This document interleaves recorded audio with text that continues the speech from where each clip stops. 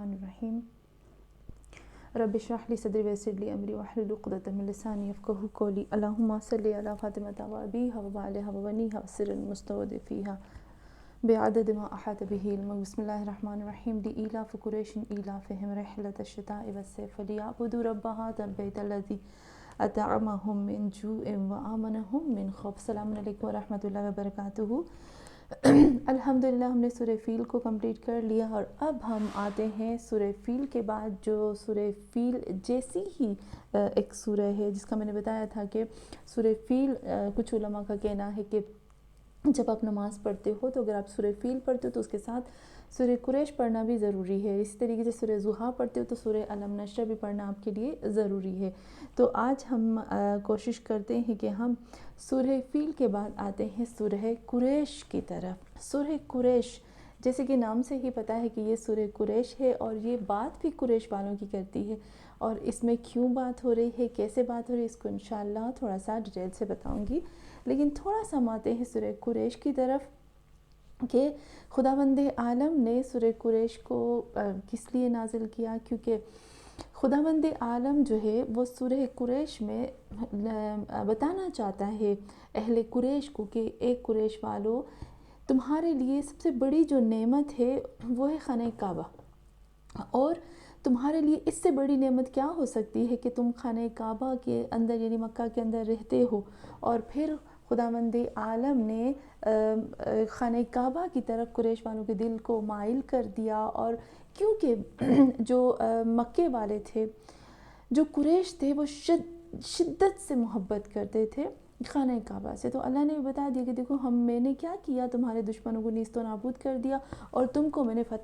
فتح دے دی ہے ابرہہ کے اوپر۔ اب تم بھی کیا کرو، اللہ کی اس نعمت کو بہت بڑا سمجھو اور تم بھی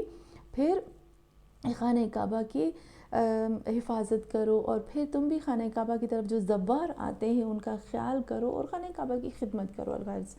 تو یہاں پر ہم دیکھتے ہیں کہ خداوند عالم کو چاہیے تھا کہ یہ جو قریش والے ہیں وہ جو خانہ کعبہ میں آتے ہیں ان کا خیال رکھے، ان کا دھیان کرے، جو زوار ہیں ان کو، جیسے ہمیں پتہ ہے کہ پانی پلانا ہے یا جو بھی کچھ تھا، زمزم کا دھیان رکھنا ہے، خیال کرنا ہے، اور اس کے علاوہ بھی جو مکہ میں آتے ہیں، خانہ کعبہ میں لوگ آتے ہیں، ان کا خیال کرنا۔ تو خداوند عالم کو ایک چیز تو پتہ ہے کہ جب ایک انسان پریشان ہوتا ہے اپنے رزق کی باتوں میں، جب ایک انسان جزیات میں پڑ جاتا ہے اور چھوٹی چھوٹی باتوں میں وہ اپنے آپ کو گم کر لیتا ہے تو وہ بڑے بڑے مقصد سے دور ہو جاتا ہے۔ تو خداوند عالم نے بھی کیا کیا کہ قریش والوں کو اللہ نے یہ بتایا کہ دیکھو تمہارے کھانے پینے کا انتظام میں ہی کرتا ہوں۔ خداوند عالم نے کیا کیا کہ قریش والوں کو بہت فراوان مقدار میں ان کو رزق دیا، بہت زیادہ رزق دیا، تاکہ جو قریش والے ہیں وہ رزق کی تلاش میں اس طرف ان کا دھیان یا ان کی توجہ نہ چلی جائے کہ وہ خانہ کعبہ سے اور اس کی خدمت سے ہٹ جائیں۔ تو اللہ نے بھی کیا کیا، بہت اچھے سے انتظام کیا اور قریش والوں کو بہت زیادہ رزق دیا، نعمتیں دی، سب کچھ دیا، تاکہ وہ رزق کی تلاش میں نہ جائے اور وہ خانہ کعبہ کی حفاظت میں لگ جائے، اور ان کے دلوں کو مائل کر دیا۔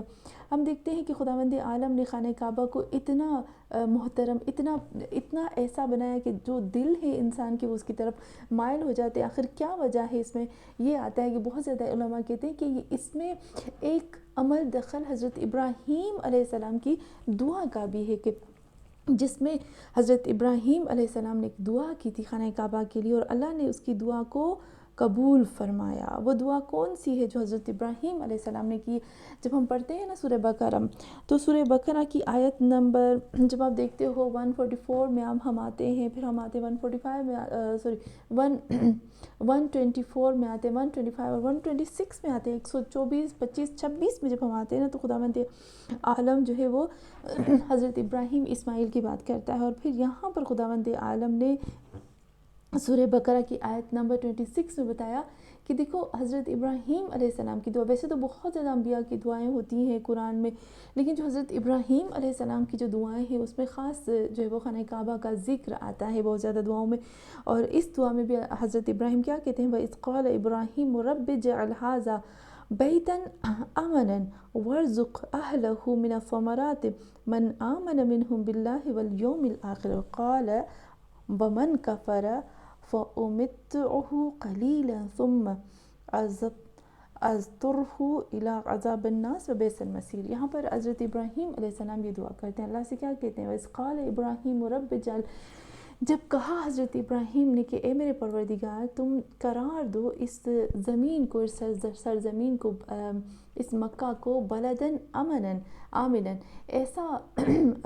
شہر قرار دو جو بہت ہی پیسفل ہو، جو سکون میں ہو، وَارْزُقْ أَهْلَهُ مِنَ الثَّمَرَاتِ. دیکھیں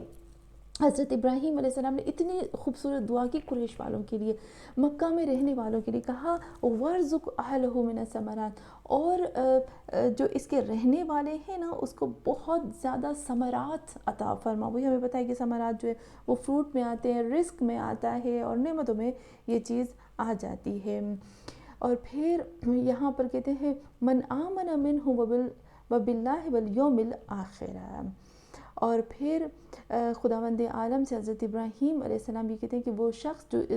قیامت پر ایمان رکھتا ہے اور تم پر ایمان رکھتا ہے اے اللہ، لیکن جو شخص تم پر ایمان نہیں رکھتا اور جو کافر ہو گئے ہیں ان کے لیے بھی حضرت ابراہیم جو ہے وہ خداوند عالم سے یہ کہتے ہیں کہ اے اللہ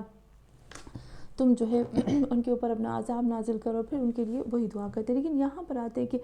جب پروردگار عالم نے حضرت ابراہیم علیہ السلام کی دعاؤں کو سنا، اور پھر حضرت ابراہیم نے جو خانہ کعبہ کے اندر دعائیں کی، وہ سب جو دعائیں مکہ والوں کے لیے کی، بلدن امنن، جو بھی کہا، خداوند عالم نے حضرت ابراہیم کی دعا کو قبول کرتے ہوئے مکہ کے شہر کو پیسفل بنایا، سکون میں رہنے والا، امن کا شہر بنایا. تو یہاں پر ایک دعا جو ہے وہ حضرت ابراہیم علیہ السلام کے لیے ملتا ہے کہ قریش والوں کے لیے حضرت ابراہیم علیہ السلام نے بھی دعا کی تھی. تو یہاں پر بھی ہم نے دیکھا کہ خداوند عالم کو بھی چاہیے تھا کہ قریش والے جو ہیں وہ ان کے دل جو ہے وہ خانہ کعبہ کی طرف آ جائیں، تاکہ وہ اس بڑی سی نعمت کا شکر کس طرح سے ادا کر سکے. ایک تو وہی سب سے بڑی نعمت جی کہ ابرہا سے اللہ نے ان کو بچایا. دوسری سب سے بڑی نعمت کہ اللہ نے ان کو اتنا رزق دیا کہ ان کو رزق تلاش کرنے کی ضرورت ہی نہیں تھی. تو خداوند عالم نے اتنی ان کو نعمتیں دی، اور پھر اتنے نعمت کے شکرانے میں اللہ نے صرف اتنا کہا کہ تم خانہ کعبہ کی خدمت کرو، خانہ کعبہ میں آنے والوں کی خدمت کرو. اور اس لیے ابھی بھی ہم دیکھتے ہیں کہ جو اہل قریش ہیں، جو قریش ہیں، ان کے دل زیادہ جو ہے وہ خانہ کعبہ کی طرف مائل ہوتے ہیں. یہاں پر ہم اس سے پہلے کہ میں سورہ قریش کے جو روٹ ورڈز ہیں، وہ روٹ میننگ ہے، اس کی طرف آؤں، میں چاہتی ہوں کہ سورہ قریش کے جو اعمال ہے، اس کے پڑھنے کی فضیلت کیا ہے، اس کے پڑھنے سے کیا فائدہ ہوتا ہے، اس کو تھوڑا سا میں بتاؤں. انشاءاللہ مجھے لگتا ہے کہ ہم صرف اور صرف 2 درس کر سکیں گے اس کے بارے میں، صرف 2 ہی لیکچر ہوں گے، کیونکہ ڈیٹیل سے جب سورہ فیل ہو گئی تو پھر اب سورہ قریش جو ہے وہ تھوڑی سی رہتی ہے، اس کے لفظوں کی میننگ ہوگی، اور پھر اس کے اندر جو تھوڑی بہت تفسیر ہوگی اس کو کریں گے. تو یہاں پر ہم آتے ہیں کہ سورہ قریش پڑھنے کی فضیلت کیا ہے. سب سے پہلے حدیث رسول خدا صلی اللہ علیہ وآلہ وسلم میں آؤں گی کہ میرے پیغمبر اکرم صلی اللہ علیہ وآلہ وسلم جو ہے وہ کیا فرماتے ہیں. رسول خدا فرماتے ہیں من قرأہا، جس کسی نے بھی سورہ فیل کو پڑھا، اُعطی من الاجر 10 حسنات، جس کسی نے بھی سورہ فیل کو پڑھا تو خداوند عالم یعنی اس کو عطا کیے جائیں گے 10 حسنات، یعنی 10 جو ہے وہ نیکیاں اس کو عطا کی جائیں گی. اور پھر یہاں پر خداوند عالم رسول خدا کیا فرماتے ہیں کہ اور پھر اس کو 10 نیکیاں عطا کر جائیں گے بعدد من طاف بالکعبہ، اور پھر اس کو ایسا اجر دیا جائے گا کہ جس طرح سے کوئی خانہ کعبہ کا طواف کرتا ہے، خانہ کعبہ کے طواف کے مطابق اس کو ثواب دیا جائے گا. اور وَأَتَقَفْ بِهَا، اور جس طرح سے کوئی خانہ کعبہ کے اندر طواف کرتا ہے اس کو وہاں جو پڑھنے والا ہے اس کو وہ ثواب ملے گا. حیرت کی بات ہے کہ رسول خدا صلی اللہ علیہ وآلہ وسلم جو ہے وہ ہمیں بتا رہے ہیں کہ دیکھو سورہ قریش جو ہے وہ پڑھو. اور میں نے بہت زیادہ سورہ قریش کو آزمایا ہے، اور میں نے بہت ہی جگہوں پر سورہ قریش کو اپنا مددگار پایا. جو میں پرسنلی جو بات کرتی ہوں، جو میں نے سورہ قریش کے معجزات دیکھے ہیں، جہاں مجھے فائدہ ہوا ہے، جہاں میرے دوستوں کو، جو میرے اسٹوڈنٹ ہیں ان کو فائدہ ہوا ہے، وہاں پر میں تھوڑی سی بات کروں گی کہ سورہ قریش کے اعمال جو ہے وہ کون کون سے، اور ہمیں چاہیے کہ ہم جو ہے یہ سورہ قریش کے اعمال کریں. سب سے پہلا جو بہت بہت پاورفل سورہ قریش کا عمل ہے وہ یہ ہے کہ جب کسی کو غصہ آتا ہے، یہ بہت میں نے آزمایا، بہت بہت بہت دفعہ میں نے اس چیز کو آزمایا ہے کہ جب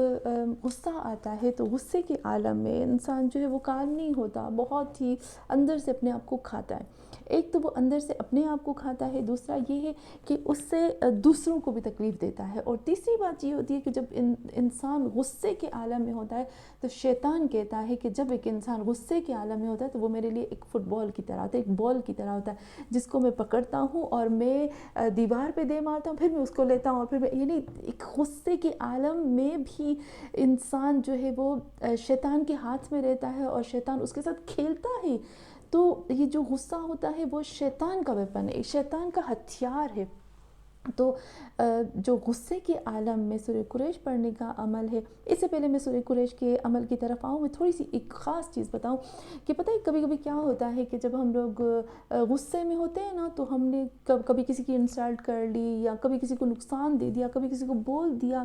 تو بعد میں جب ہم تھوڑے سے کالم ہوتے ہیں، ٹھنڈے ہوتے ہیں، تو فوراً ہم کیا کہتے ہیں؟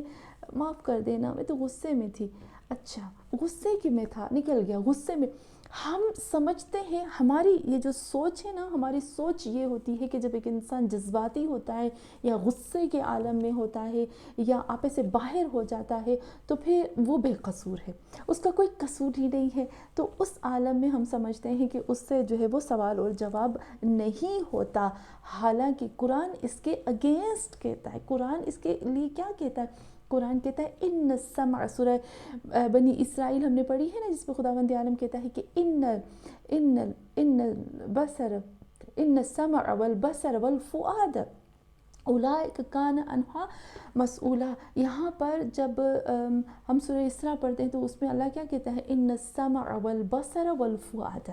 تین لفظ اللہ نے استعمال کیے۔ ان السمع یعنی سننے والے کان، اگر یہ جو کان ہوتے ہیں نا، جو ویپن ہیں، جو اوزار ہیں، تو اس کو تو اذن کہتے ہیں عربی میں۔ اور پھر جیسے دیکھنے والی نظر، میں نے سورہ قریش کے اندر، سورہ فیل کے اندر اس بات کو بتا دیا تھا کہ نظر اور دیکھنا اور شہد، ان سب کے اندر کیا فرق ہوتا ہے۔ تو جب اللہ جو ہے وہ کہتا ہے کہ ان السمع یعنی سننے والے کان، جو ایکٹیو ہیں کان، یہ جو ابھی ہماری ساری باتیں سن رہے ہیں، جس کے اندر ایک سمجھ ہے، جس کے اندر ایک جذبات ہیں،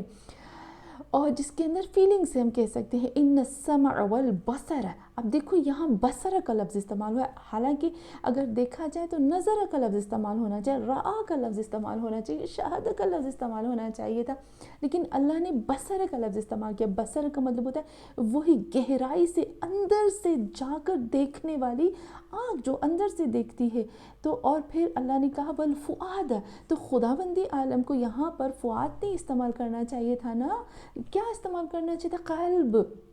لیکن قرآن کی آیت کیا کہتی ہے؟ فؤاد۔ تو قلب اور فؤاد میں کیا فرق ہوتا ہے؟ میں نے بہت دفعہ اس کو کلیئر کر کے بتایا ہے کہ فؤاد کی میننگ کیا ہوتی ہے اور قلب کی میننگ کیا ہوتی ہے۔ تو قلب کا مطلب ہوتا ہے کہ جیسے نارمل دل، جو نارمل دل ہوتا ہے اس کو قلب کہتے ہیں، لیکن یہ دل جو ہوتا ہے، جب ایک انسان کا دل اپنی نارمل حالت سے ہٹ جاتا ہے، جیسے غصے کی حالت میں،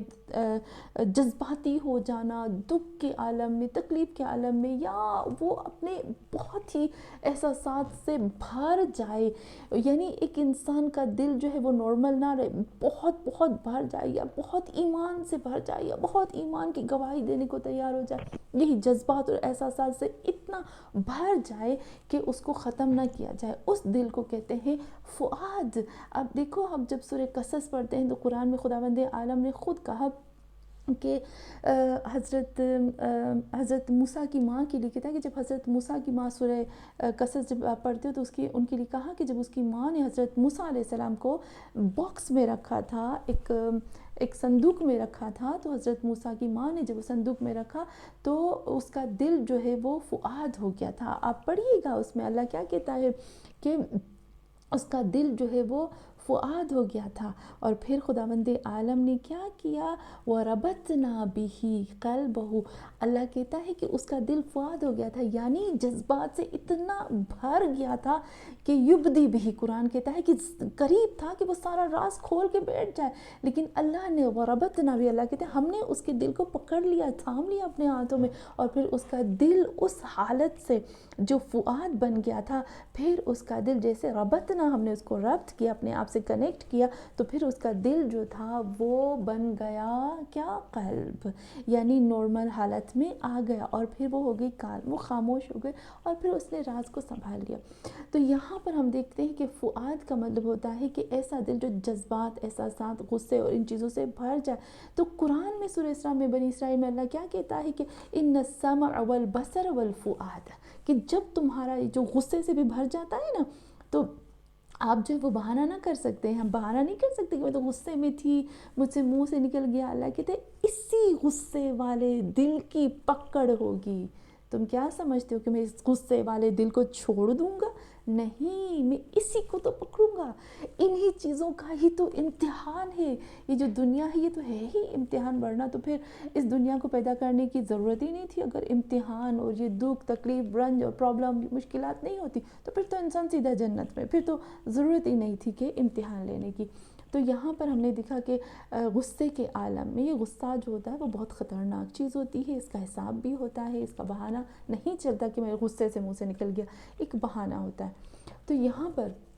जब गुस्सा आए तो उसके लिए मैंने बहुत बहुत बहुत आज़माया है, अपने लिए भी आज़माया है, दूसरों के ऊपर भी आज़माया है, अपने बच्चों पे भी आज़माया है, अपने दोस्तों को भी दिया है। वो क्या है कि जब भी आपको गुस्सा आने लगे, आप 10 दफ़ा सूरह फील, अगर सामने वाले को गुस्सा आता है तो उसके, अगर हम मुझसे बहुत ज़्यादा लोग पूछते हैं कि क्या मैं अपने शौहर के ऊपर कुरान की सूरह पढ़ती हूँ, या मैं अपने बच्चों को सूरह पढ़ के पिलाती हूँ, कुरान पढ़ के पिलाते हैं, हम उनके ऊपर दम करते हैं, तो क्या हम जो है गलत कर रहे हैं, क्या गुनाह है कि हम उनके बग़ैर इजाज़त के करते हैं? तो मैं समझती हूँ कि जब मैं अपने बच्चे को कुरान पिला रहे हैं तो उसकी रग रग में कुरान जा रहा है। एक वक्त होता है कि जब माँ बाप नहीं होते तब उनको यही चीज़ें काम आती हैं। तो मैं समझती हूँ कि अगर मैं अपने शौहर को, अपने बच्चे को, अपने माँ बाप को, अपने बहन भाइयों के लिए अगर मैं उनको कुरान पढ़ के पिलाती हूँ, दम करके पिलाती हूँ, लिख के पिलाती हूँ, तो ये तो मैं उनके ऊपर एहसान कर रही हूँ कि उनके अंदर से एक जो ईमान के सेल्स जो मर चुके हैं या जो बीमार हैं उनको एक्टिव कर रहे हैं ना, फिर उनके अंदर एक रूहानियत, एक ईमान है, उसके अल्लाह के साथ एक कनेक्शन होती है। तो ये तो एहसान हुआ ना हमारे ऊपर, हमारा उनके ऊपर कि हम उनको अल्लाह के साथ कनेक्ट करो, उनके अंदर से गंदगी को साफ़ कर रहे हैं। तो हम जो सामने वाले को अगर गुस्सा आ जाए तो 10 दफ़ा सूरह फील पढ़ के उसके ऊपर दम किया जाए तो उसका गुस्सा जो है वो ठंडा हो जाता है। मैंने बहुत दफ़ा आज़माया है। कभी कभी हम लोगों को गुस्सा आता है तो कभी कभी मुझे गुस्सा आता है तो मैं कंट्रोल नहीं कर सकती, मुझे समझ नहीं आता मैं क्या करूं, तो मैं फ़ौरन पानी के ऊपर 10 दफ़ा सूरह कुरैश पढ़ के पी लेती हूँ। लेकिन हमेशा हमेशा ये बात हमें याद रखनी चाहिए कि हम एक तो हर दुआ से पहले 11 दफ़ा सलवात और आखिर में भी 11 दफ़ा सलवात पढ़नी ज़रूरी है। और दूसरी बात ये कि हर सूरह से पहले बिस्मिल्लाह ज़रूरी होती है, क्योंकि कितने लोग ऐसे होते हैं, किसी ने मुझे आकर कहा कि मैंने तो 1000 दफ़ा कुल वल्लाह पढ़ लिया। अच्छा, मैंने कहा मैं तो नहीं पढ़ सकती हूँ, मुझे तो पूरी रात चाहिए, पूरा दिन चाहिए, क्योंकि मैं बहुत स्लो पढ़ती हूँ। तो मैंने कहा कैसे पढ़ा, तो उसने कहा मैंने जितने भी एक शुरू में जब कुल वल्लाह पढ़ा उसमें बिस्मिल्लाह रहमान रहीम पढ़ी, उसके बाद मैंने किसी में बिस्मिल्लाह नहीं पढ़ी। तो ये गलत है, तो बिल्कुल गलत है। हर सूरह से पहले बिस्मिल्लाह ज़रूर पढ़नी चाहिए। तो सूरह कुरैश 10 दफ़ा पढ़नी है, लेकिन बिस्मिल्लाह के साथ। अच्छा, एक ये अमल हो गया। हम अगर सामने वाले के ऊपर पढ़ सकते हैं तो उसके ऊपर पढ़ लें, पानी पे दम करके पिला दें तो वो पिला सकते हैं। जिसको भी गुस्सा आ जाए वो गुस्सा जो है वो ख़त्म हो जाता है। और दूसरी जो सूरह कुरैश का अमल जो मैंने बहुत ज़्यादा इसको बहुत ही पावरफुल पाया, वो यही है कि अगर कभी रिस्क की तंगी हो जाए या कभी कोई रिस्क का प्रॉब्लम हो जाए, कोई मसला हो जाए रिस्क का, तो उसमें भी हर नमाज के बाद, हर नमाज के बाद, नमाज के अलावा कोई निजात नहीं, नमाज के सिवा कोई अमल कबूल नहीं होता। तो हर नमाज के बाद 7 दफ़ा वही सलवात बिस्मिल्लाह के साथ 7 दफ़ा सूरह कुरैश पढ़ने से रिस्क कहाँ से आता है इंसान का وہم و گمان میں بھی یہ چیز نہیں آتی کہ میرے پاس رزق ابھی کہاں سے آتا ہے۔ اور تیسرا جو عمل ہے سورہ قریش کا وہ یہی ہے، کتنے لوگ میرے پاس آتے ہیں کبھی ڈر کے لیے، کبھی خوف کے لیے، راتوں کو نیند نہیں آتی، کبھی خوف ہو جاتا ہے، یا کسی کے ساتھ کوئی بھی ایسا ایکسیڈنٹ ہو جاتا ہے جس کی وجہ سے خوف، ایک ڈر جو ہے وہ ان کے دلوں میں رہ جاتا ہے، یا کبھی کبھی ہم ڈرائیونگ سیکھتے ہیں، یا کبھی کبھی ہم سوئمنگ سیکھتے ہیں، یا کبھی کبھی ہم کوئی ایسا کام سیکھنے جا رہے ہوتے ہیں کہ جس میں ہمیں ڈر لگتا ہے نا، ایک خوف بیٹھ جاتا ہے کہ ہم نہیں کر سکتے ہیں، تو اس خوف کو دور کرنے کے لیے بھی اگر ہم وہ کام شروع کرنے سے پہلے ہمیشہ اور ہر روز 10 دفعہ سورہ قریش پڑھ کے اپنے اوپر دم کر لیں اور پھر وہ کام شروع کر، تو وہ خوف جو ہے وہ ختم ہو جاتا ہے۔ اور اس کے علاوہ خوف کو ختم کرنے کے لیے میں ہمیشہ اپنے بچوں کے اوپر جب دیکھتی ہوں کہ ابھی آج میرے بچے جو ہے وہ ڈر رہے ہیں، تو میں ان کے اوپر فوراً سورہ قریش پڑھ لیتی ہوں، یا ایسے بچے جو چھوٹے چھوٹے بچے ہوتے ہیں جو بہت زیادہ روتے ہیں اور چپ ہی نہیں کرتے ہیں، کبھی کبھی وہ پتہ نہیں ان کو کوئی خوف ہوتا ہے یا ڈر ہوتا ہے بچوں میں، تو ان کے اوپر بھی سورہ قریش پڑھنے سے ان کا ڈر، خوف اور وہ کالم ہو جاتے ہیں، خاموش ہو جاتے ہیں۔ اور چوتھا سورہ قریش کا عمل جو بہت ہی فائدہ مند ہے وہ یہی ہے کہ مجھ سے ہمیشہ سب پوچھتے ہیں کہ بھئی ہم اپنے بچوں کو ایسا کون سی چیز دیں کہ ان کے اندر ایک کانفیڈنس آ جائے اور ان کے اندر احساس کمتری جو ہے وہ ختم ہو جائے، اپنے لیے ہو یا چاہے بچوں کے لیے ہو، اور کبھی کبھی بے چینی، بے قراری سی رہتی ہے، یہ ساری چیزیں ختم ہو جائے، تو میں ہمیشہ ان کو کہتی ہوں کہ صبح کی نماز کے بعد کوشش کریں، اگر صبح کی نماز کے بعد نہیں ہوتا تو جب ہمارے بچے اسکول جاتے ہیں یا ہم آفس جاتے ہیں یا ہم کام پہ یا بچے کام پہ جا رہے ہیں، تو صبح کے وقت تھوڑا سا پانی لے لیں، 17 ٹائمز اس کے اوپر 17 دفعہ، وہی ہمیشہ صلوات اور بسم اللہ تو اس کو کبھی نہیں بھولنا چاہیے، 17 دفعہ سورہ علم نشرح پڑھیں اور 10 دفعہ سورہ قریش پڑھ کے پیے، خود بھی پئیں، بچوں کو سب کو پلائیں، اور پھر اس عمل سے آپ دیکھو کہ ہمیں کتنا فائدہ ہوتا ہے۔ اور بھی بہت زیادہ فائدے ہیں جو میں صرف اور صرف قرآن میں دیکھتی ہوں، اگر جس کے نام پہ آتا ہے پھر میں وہ ان کو سورہ قریش کا عمل دیتی ہوں۔ تو انشاءاللہ ہم سورہ قریش کے اعمال کریں گے اور دل سے کریں گے، اور پھر جب قرآن کا سورہ قریش کا جب ترجمہ اور تفسیر اور ساری چیزیں ہمیں آ جائیں گی، اور پھر جب ہم سورہ قریش پڑھیں گے تو ہمیں اور مزہ آئے گا انشاءاللہ، اور ہم دل سے پڑھیں گے اور اللہ سے ہم دل سے طلب کریں گے۔ وصلی اللہ علی محمد وعلی آلہ الطیبین الطاہرین۔